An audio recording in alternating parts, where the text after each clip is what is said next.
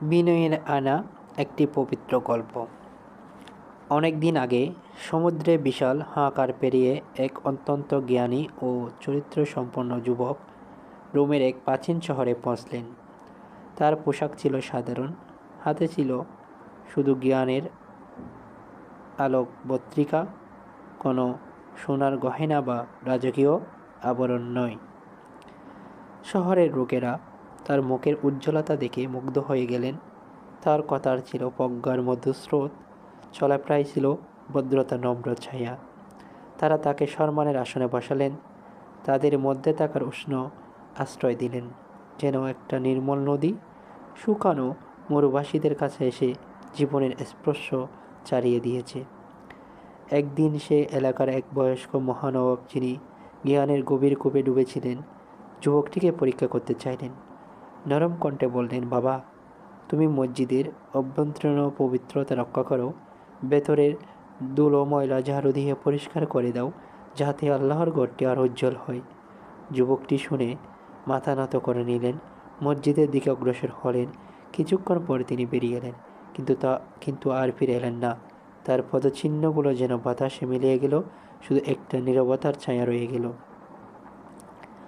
শহরের লোকেরা বিস্মিত হয়ে ফিসফিস করে বলতে লাগলেন, হয়তো এই যুবকের মধ্যে অলসতার ছায়া পড়েছে, তাই খ্যাতমতের বোঝা নিতে পারেনি, অথবা তার হৃদয়ের অহংকারের কাটার জাল বুনতে শুরু করেছে, যার ও হাতে ধরতে লজ্জা পেয়েছে। তাদের কণ্ঠ ছিল হতাশার সুর, যেন একটি ফুলের পাপড়ি হঠাৎ করে পড়েছে। পরের দিন সকালে নরম আলোয় মসজিদের খাদেমের সঙ্গে যুবকের অপ্রত্যাশিত সাক্ষাৎ হলো রাস্তার মোড়ে। খাদেমের চোখে জল ছিল ক্রোধের আগুন। তিনি ভর্ৎসনার সুরে বলছিলেন, তুমি কাজটি ঠিক করনি ভাই, তোমার মধ্যে অহংকারের বিষাক্তপনা উঁচু হয়েছে। নিজেকে কত বড় মনে করো, কেন পালিয়ে গেলে এই সাধারণ খেদমত থেকে? এই কথা শুনে যুবকের হৃদয় যেন ব্যঙ্গে চুরমার হয়ে গেল। তার চোখ থেকে অনুশোচনায় জলধারা গড়িয়ে পড়ল, যেন বর্ষার মেঘ ফেটে পড়ছে।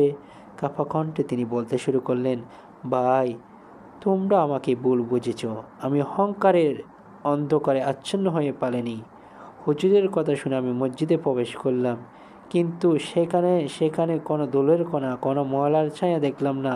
মসজিদে ছিল অত্যন্ত পরিষ্কার, যেন স্বর্গের এক টুকরো পৃথিবীতে নেমে এসেছে। প্রতিটি কোণায় ছড়িয়েছিল পবিত্রতার আলো। তিনি একটু থেমে গভীর শ্বাস নিয়ে বললেন, তখন আমার হৃদয়ে একটি কথা উঠে এলো, এই পবিত্র আবাসে, এই আল্লাহর ঘরে একমাত্র ময়লা বা অপবিত্র বস্তু তো আমি নিজেই। আমার এই পাপী সস্তা, আমার অজানা দোষের ছায়া, আমার অহংকারে লুকানো কাটা, এগুলো তো সবচেয়ে বড় দূষণ। ধুলোবালিতেও বাতাসের জবটায় উড়ে যায়, কিন্তু একজন অহংকারী মানুষের উপস্থিতি পবিত্রতাকে চিরকালের মতো কলুষিত করে। তাই আমি নিজেকে সরিয়ে নিলাম এই পবিত্র স্থান থেকে। আমি চাইনি আমার অজ্ঞতার কারণে মসজিদের আলোকময়তা স্লান হয়ে যাক। কাদেমের চোখে ক্রোধের পরিবর্তে উঠে এলো বিস্ময়ের জ্যোতি। শহরের লোকেরা এই কথা শুনে মুগ্ধ হয়ে গেলেন। যুবকটির বিনয়ের এই আয়না তারা নিজেদের প্রতিবিম্ব দেখলেন। যত বড় জ্ঞানী হোক না কেন, আত্মপরীক্ষার সামনে সকলেই ক্ষুদ্র। তারা তাকে আরও গভীর সম্মান দিলেন, কারণ বিনয়ের এই নম্রতা তো সত্যিকারের মহানতের চাবিকাঠি। শিক্ষা, নিজেকে সর্বদা তুচ্ছ নগণ্য মনে করো, যেন একটি পাতা বৃক্ষের ছায়া নিজেকে লুকিয়ে রাখে।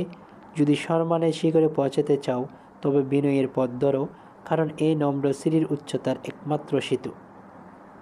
অহংকার তো পাহাড় ভেঙে ফেলে, কিন্তু বিনয় পাহাড়কে স্পর্শ করে, তার মধুর ফলে তুলে। এই বিনয়ের আলোয় জীবনে একটি